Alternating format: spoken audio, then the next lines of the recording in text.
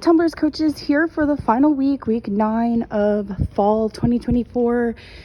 I just placed a pile of the lesson plans on the shelves, so make sure you grab them before class starts.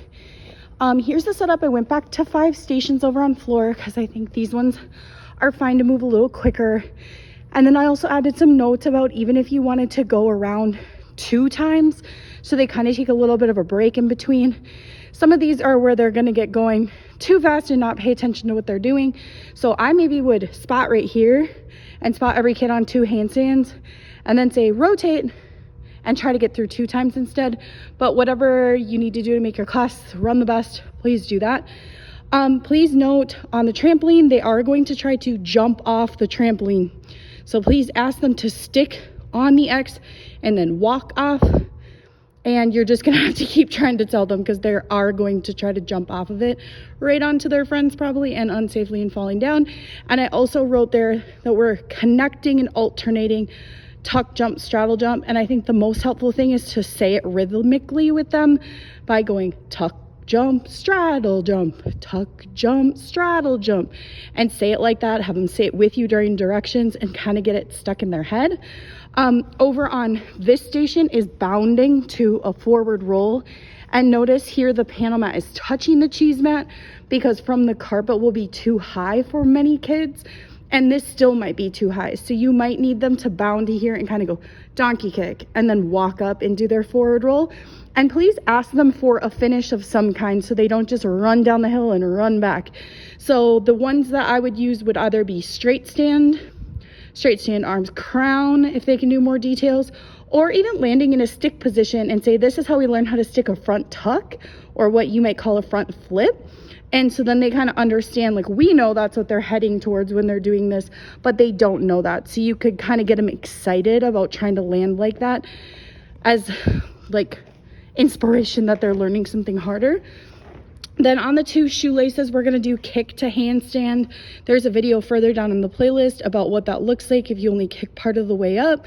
But it's that teeter-totter they've been practicing where you just ask them to go a little quicker and try to jump their foot off the beam. And then the main thing they're not going to do is put their feet back on the beam. So tell them that's where they should be looking with their eyes, is where their foot was on the beam, and trying to put their foot back on the beam. And then here, they're going to start position and kick up to a handstand. If the board is not enough stability for some of the taller kids, you can go ahead and shove that over on the wall somewhere.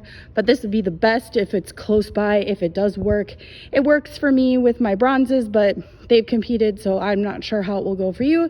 And then I would definitely put a chalk line on the ground where you want their hands, or be there spotting them and put your hand on the ground and say, this is where your hand should go. Because some of them will make their fingers touch and some of them will put it way back here. And then when they kick to handstand, the goal is that they're straight and that only their heels are touching the blocks. So their head's gonna be on it, their shoulders, they're gonna look like a banana. So try to get them to be straight and then tip to it and only touch their heels. A lot of kids are gonna kick too fast and kind of bounce off the wall or slide sideways. And you wanna ask them to kind of go slow motion and feel their one foot touch and then let the other foot go up.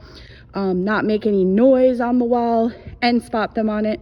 And if kids need to turn around and do a wall walker, you can have them do that. Here it says to do split jump off the mat. So teaching them that means open shut with your legs front to back. You can even compare that to straddles that you've done already and say a straddle is an open shut out to the sides. On a split, you open shut front to back, and you want to put your favorite foot in front, the one that you use on a cartwheel. So a lot of kids will switch feet back and forth or do the incorrect one. And so of course, they're not going to be perfect at it, but we want to tell them that the correct one is their cartwheel one so that they are practicing the right one if they're understanding what's going on.